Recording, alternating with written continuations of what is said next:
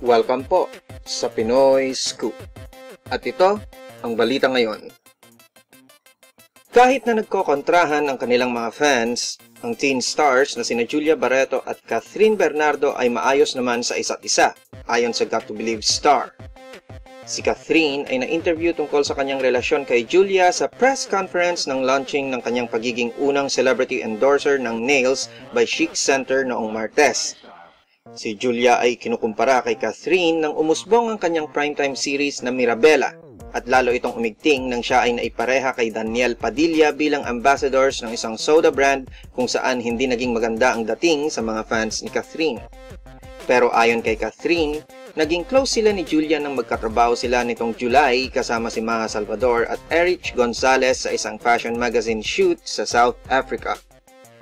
For more news, visit us at www.thepinoyscoop.blogspot.com.